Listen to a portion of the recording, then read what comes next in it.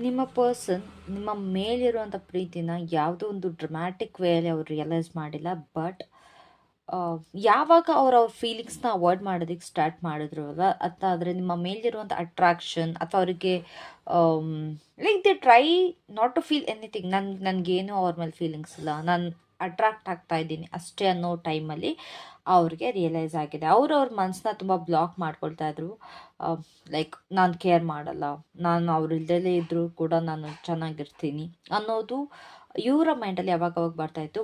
But the moment love hit was when this stop working. ಯಾವಾಗ ಈ ಒಂದು ಅವರ ಒಂದು ರೀಸನ್ ವರ್ಕ್ ಮಾಡೋದಕ್ಕೆ ಸ್ಟಾಪ್ ಆಯ್ತಲ್ವ, ಅವ್ರು ಎಷ್ಟೇ ಅವ್ರನ್ನ ಹೇಳ್ಕೊಂಡ್ರು ಕೂಡ ನಾನು ಕೇರ್ ಮಾಡಲ್ಲ, ನಾನು ಚೆನ್ನಾಗಿದ್ದೀನಿ ಅಂತ, ಅವಾಗ ಅವ್ರಿಗೆ ತುಂಬ ಡೀಪಾಗಿ ಹಿಟ್ ಆಗಿದೆ. ಅವರು like they fell tone actually.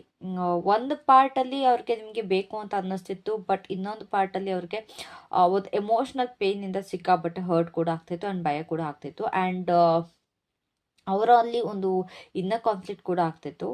And that's when they realised like ನಾನೇನಾದರೂ ತುಂಬ ಕಷ್ಟಪಡಬೇಕು ಅಥವಾ ನಾನೇನಾದರೂ ತುಂಬ ಫೈಟ್ ಮಾಡಬೇಕು ಅಂತಂದರೆ, ನನ್ನ ವಿರುದ್ಧವಾಗಿ ನನಗೆ ನಾನೇ ಹೋಗ್ತಾ ಇದ್ದೀನಿ ಅಂತಂದರೆ ದಿಸ್ ಮಸ್ಟ್ ಬಿ ಲವ್ ಅಂತ. ಸೊ ಇದು ಒಂದು ಕ್ಲಾರಿಟಿ ಆಗಿರಲಿಲ್ಲ ಅವ್ರಿಗೆ.